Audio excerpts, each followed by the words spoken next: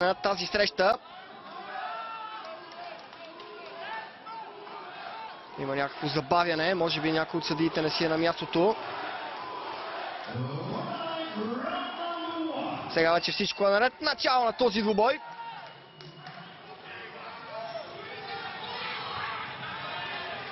Веднага тръгва Кубрат Пулев към Морис Харис, който застава близо до въжетата. Неточен ляв прав на Харис. Левия прав е най-доброто оръжие на Морис Харис. Показва го това през годините. Но и Кобрата владее много добре тази техника. Не се получи лявото куршие на Морис Харис.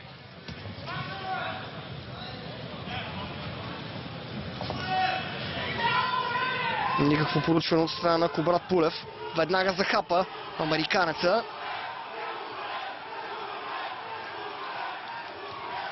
Ляв прав в тялото. Обикаля аглите Морис Харис.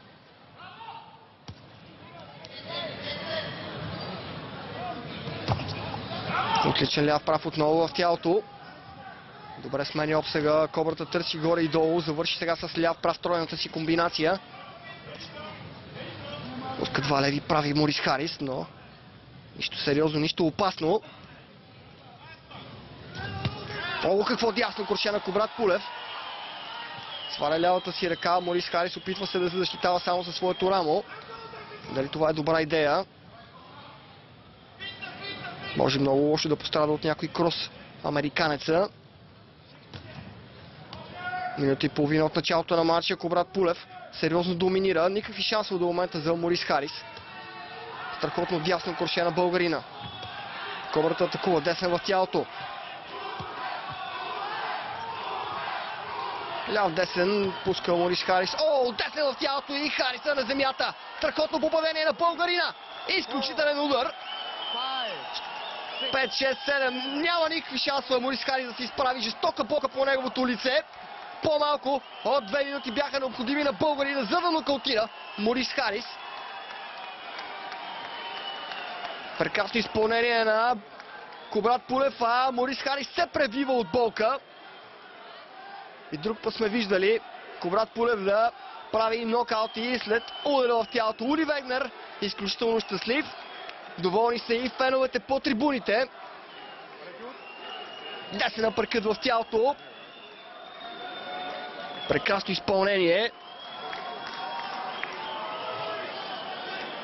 Ако не ме лъжи паметта, Дерик Роси също беше нокаутиран след подобен удар в тялото. Или може би Мат Скелтън, не си спомням много добре, но мисля, че един от двамата получи много здрав удар в тялото, след което беше отказан. Все още има проблеми Морис Харис. Погледнете изражението на неговото лице. Впечатляващ Кубрат Пулев тази вечер. Никакви шансове не остави на Морис Харис. Тотално преобразен в сравнение с предишния си матч.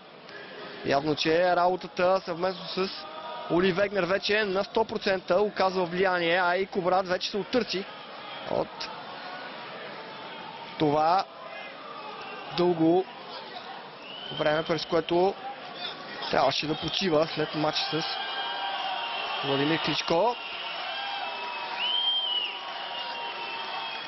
Заслужени стънки за българина, който продължава да бъде аплодиран.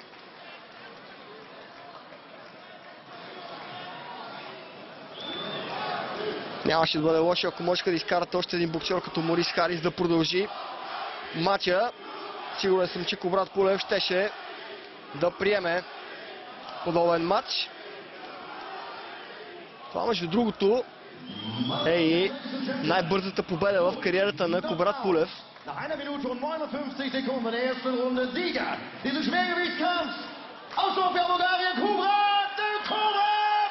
Никога до сега той не беше нокаутирал съперника в първия рунд при професионалистите.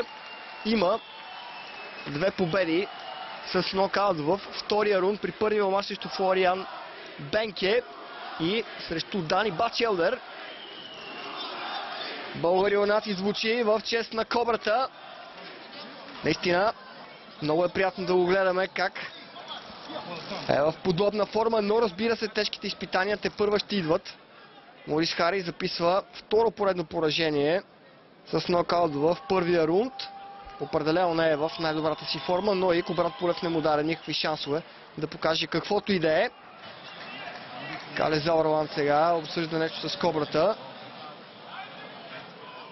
От тук насетне следващият въпрос, който ще търсиме вариант да намерим отговор е кога ще бъде завръщането на Кубрата следващия му двубой. Със сигурност това ще бъде през следващата година.